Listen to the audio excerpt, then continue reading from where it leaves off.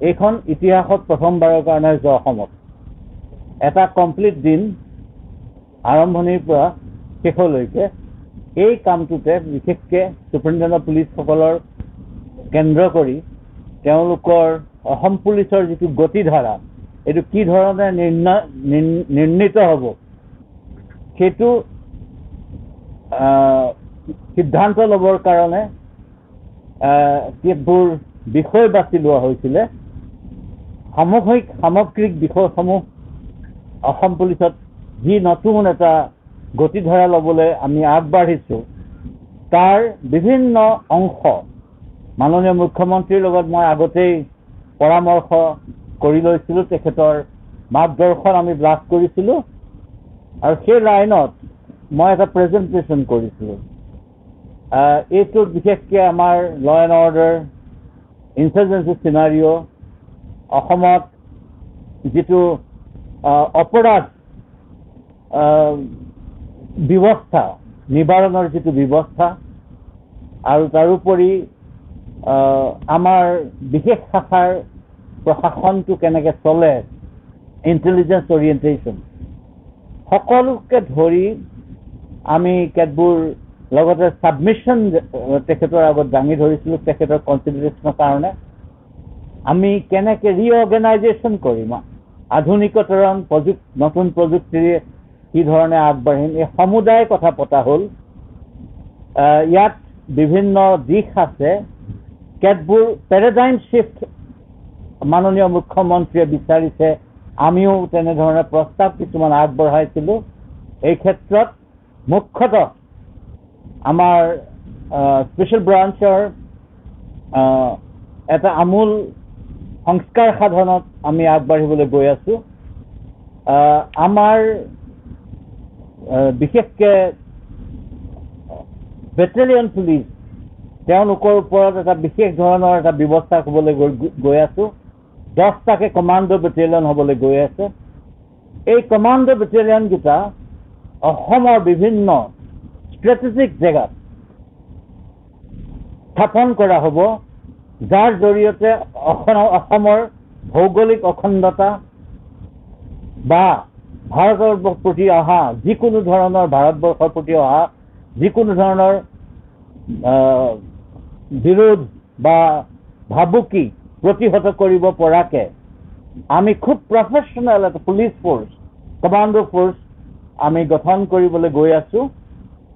আৰু তেওঁলোকৰ লোকেশ্যনছবিলাক এই ধৰণে কৰা হ'ব যি ধৰণত আমাক পুলিচিং প্ৰফেশ্যনেলাইজ কৰিবৰ কাৰণে সহায় হ'ব। এইটো কাৰণে আমি ৰিক্ৰুটমেণ্ট ৰুলছবিলাকো আমি বদলাম। আমাক লাগে বিভিন্ন দিশত পাৰ্গত লোকক আমাক লাগে। ধৰি লওক এজন ইঞ্জিনিয়াৰ দৰকাৰ হৈছে আমাৰ প্ৰযুক্তিখিনি চম্ভালিবৰ কাৰণে, ছফ্টৱেৰৰ ওপৰত দখল থকা। আমাক টাফ মানুহ লাগে, শাৰীৰিকভাৱে সক্ষম, মনত দৃঢ়তা, আত্মবিশ্বাস। তেওঁ কিমান দূৰ পঢ়িছে বেছি ইম্পৰ্টেণ্ট নহয়। আমাক তেনেকুৱা ল'ৰা লাগে কমাণ্ডোৰ কাৰণে, আমাক তেনেকুৱা ল'ৰা লাগে বা ছোৱালী লাগে আৰ্ম ফ'ৰ্চেছৰ কাৰণে। আমাক খুব হাই কোৱালিটি গ্ৰেজুৱেট লাগে, আমাক খুব হাই কোৱালিটি কম্পিউটাৰ এক্সপাৰ্টছ লাগে। ছাব ইন্সপেক্টৰৰ কাৰণে তেওঁলোক খুব ভালকৈ যাতে তদন্ত কৰিব পৰা অনুসন্ধিৎসা আছে, তেওঁ নিজৰ আত্মবিশ্বাস আছে। গতিকে আমাক তেনেধৰণেৰে যিটো পোষ্টত যি ধৰণৰ দক্ষতা আৱশ্যক সেই ধৰণেৰে আমি ৰিক্ৰুটমেণ্ট কৰাটো আমি বিচাৰিছোঁ। আমি এটা জেনেৰেল ৰুল কিছুমান বনাই লওঁ, তাৰ ভিতৰত সোমাই আমি কিছুমানক এইটো কামত দি দিওঁ, এইটো কামত দি দিওঁ। আৰু এইটোৰ দ্বাৰা আমাৰ বৰ্গ অনুসৰি বা আমাৰ যিটো এক্সপাৰ্টিজ অনুসৰি তেওঁলোকক যি ধৰণে আমি বিচাৰোঁ সেইখিনি কৰিবলৈ আমি বৰ্তমানে সক্ষম হোৱা নাই, সেইখিনি আমি ঠিক কৰিব লাগিব। তাৰোপৰি অসম পুলিচৰ সংখ্যাটো, যিটো পুলিচৰ বৰ্তমান কষ্ট, কাৰণ থানা লেভেলত 24 ঘণ্টা ডিউটি, বিহু নাই, সকামত নিজৰ ঘৰৰ বিপদ হ'লেও মানে পুলিচৰ মানুহকেইজন যাব নোৱাৰে। গতিকে আৰু সমাজেও মাজে মাজে খুব পুলিচৰ মানুহক ভাল ব্যৱহাৰ নকৰে কাৰণ এই পুলিচৰ মানুহৰ আত্ম যিটো প্ৰতিচ্ছবি সেলফ ইমেজ বুলি কয় সেইটো এটা পুৰ সেলফ ইমেজত ভোগে কাৰণ তেওঁ ইমানখিনি কাম তাৰ সত্ত্বেও তেওঁ বিনিময়ত মৰমৰ মাতষাৰ কেতিয়াবা হয়তো নাপায় তেওঁ নিজৰ পৰিয়ালৰ সমস্যাবোৰ কেতিয়াবা এটেণ্ড কৰিব নোৱাৰে গতিকে আমি এনেকুৱা ধৰণৰ কথা এটা আজি সিদ্ধান্তলৈ লোৱা হৈছে মাননীয় মুখ্যমন্ত্ৰীৰ বদান্যতাত আমি 2 শিফ্ট ডিউটিৰ কথা ভাবিছোঁ গোটেই এটা থানাত 2টাকে শিফ্ট থাকিব এটা শিফ্টে 8 ঘণ্টা কৰিব 12 ঘণ্টা কাম কৰিব আৰু ইটো শিফ্টে অন্য 12 ঘণ্টা কাৰণ থানাখনটো 24 ঘণ্টা চলিবলগীয়া এটা ইম্পৰ্টেণ্ট অনুষ্ঠান গতিকে থানাখনত কোনো এটা সময়ত দুৰ্বল হৈ থাকিব নালাগে এতিয়া আমাৰ ৰাতিপুৱা 3টা বজাত মন কৰিবচোন কিবা এটা এক্সিডেণ্ট হ'লে গৈ পাওঁতে দেৰি হ'ল কিন্তু যদিহে থানাখনৰ সেই ডিউটি অনুসাৰে তেনেকৈ থাকে মানুহখিনি তেতিয়া ভাল হ'ব গতিকে আমাৰ এজন OC যদি থাকিলে এজন এডিশ্যনেল OCও থাকিব তেনেকুৱা ধৰণৰ আমি চিন্তা কৰিছোঁ গতিকে এটা ডাঙৰ সংখ্যা পুলিচৰ আমি এডিশ্যনেল মেন পাৱাৰ আমাক দৰকাৰ হ'ব আমি হিচাপ কৰা মতে 23,000তকৈ বেছি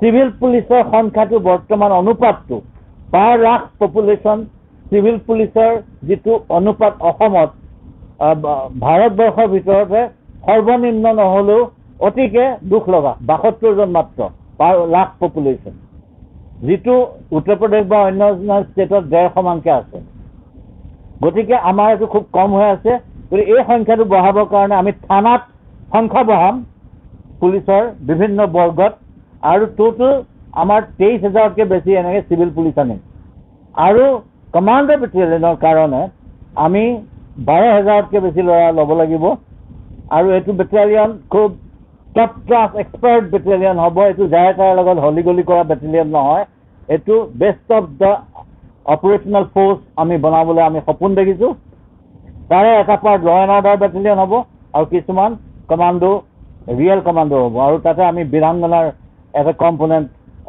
ৰাখি থ'ম মহিলাৰ ছেফটিৰ কাৰণে বা অন্যান্য কামৰ কাৰণে এইখিনিৰ উপৰিও কিছুমান আমি পুলিচৰ ৱেলফেয়াৰৰ কথাত আমি গুৰুত্ব দিছোঁ বিশেষকৈ অনাৰেবল চিফ মিনিষ্টাৰে বিচাৰিছে যে প্ৰত্যেকজন বেটেলিয়নৰ চিপাহীয়ে তেওঁক কম্পালচৰি এটা ছুটি পাব লাগে এমাহ সেই মাহটো তেওঁ ঘৰত থাকিব পাৰিব লাগে ঘৰত থাকিব লাগিব আৰু ঘৰখন চাব লাগিব কাৰণ ঘৰখন যদি ভালকৈ চলে তেওঁ তেতিয়া কৰ্তব্যবোধটো ভাল হ'ব গতিকে এই ছুটিটো এমাহটো 240 দিনৰ ছুটি আৰ্জিত ছুটি থাকে যদি সেই ছুটিটো নলয় তাৰ বিনিময়ত পইচা এটা পায় সেই পইচাটো পাম বুলিয়ে ছুটি নলয় বহুতে কাৰণ সিমানখিনি ছুটি মই সাঁচি ৰাখিব বিচাৰোঁ যাতে ৰিটায়াৰ কৰিব সময়ত তাৰ বিনিময়ত পইচাটো পাওঁ কিন্তু এনেকুৱা এটা সিদ্ধান্ত লোৱা হৈছে যে সেই পইচাটোও পাব কিন্তু এমাহ ছুটিও পাব গতিকে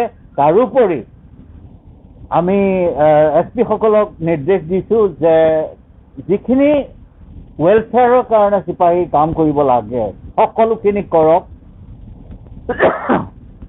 হাউচিং লোন ইত্যাদিখিনি বিশেষকৈ বহুত এছপিয়ে এইটো আমি দিয়া পৰিলক্ষিত হোৱা নাই এইখিনি আগবঢ়াই দিয়া এইখিনিৰ ওপৰত যথেষ্ট গুৰুত্ব দিয়া হ'ব খালি প্ৰফেশ্যনেল ফ'ৰ্চ হ'ব লাগিব স্বাস্থ্য ঠিকে ৰাখিব লাগিব আমাৰ পুৰণা যিবোৰ system morning PT parade Monday inspection parade থানা ভিজিট দৰবাৰ হোৱা মান্থলি দৰবাৰ আৰু এই এনেকুৱা ধৰণৰ যিমানখিনি কাম আমাৰ নিৰ্দেশিত হৈ আছে এইখিনি কাম যাতে সুচাৰুৰূপে চলি থাকে এটা প্ৰফেশ্যনেল দক্ষ ফ'ৰ্চ হিচাপত থাকিব আৰু বিশেষকৈ ইণ্টিগ্ৰিটিৰ ওপৰত মাননীয় মুখ্যমন্ত্ৰীয়ে অতিকে গুৰুত্ব দিছে ইণ্টিগ্ৰিটিৰ লগত কোনো আপোচ নহ'ব আৰু সেই সন্দৰ্ভত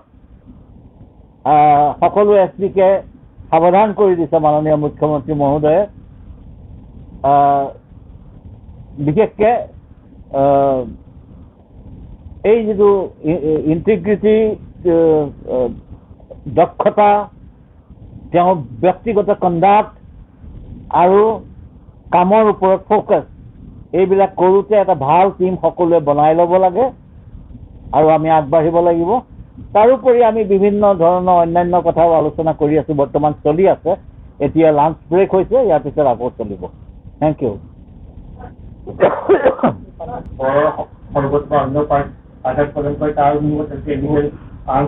We will go beyond the call of the duty. We will go beyond the call of the duty to address the issue of poaching. Normal duty beyond that য'ত যাব লাগে অসম পুলিচ যাব, কিন্তু পচিঙক নিবাৰণ কৰিবৰ কাৰণে বেৰেকবিলাকৰ ব্যৱস্থা বৰ্তমান তাকে আলোচনা হৈছিলে, থকা মেলাৰ কথাখিনি।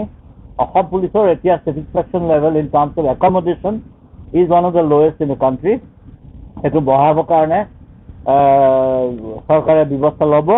আৰু ইতিমধ্যে আমাক আৱশ্যক প্ৰায় 100% ছেটিছফেকশ্যন আনিবলৈ 60,000 US কোৱাৰ্টাৰ লাগে, প্ৰায় 19,000 LS কোৱাৰ্টাৰ লাগে, আৰু US কোৱাৰ্টাৰ 19,000 মান লাগে। তাৰ ভিতৰতে কিজানি এটা বুজন অংশ অহা 3 বছৰৰ ভিতৰত বনিব। কিন্তু আমাৰ ইতিমধ্যে 100টা বেৰেক বনি আছে, 14,000 মানুহৰ কাৰণে গুৱাহাটীত ট্ৰেনজিট কেম্প বনি আছে। ইতিমধ্যে মৈত্ৰীৰ অধীনত থানা 61খন ফাংচনেল হৈ গৈছে, 11খন আণ্ডাৰ কনষ্ট্ৰাকশ্যন আছে। এইবাৰ 76খন এপ্ৰুভ হৈছে। গতিকে কাম আগবাঢ়িছে, বেৰেকৰো কাম আগবাঢ়িছে।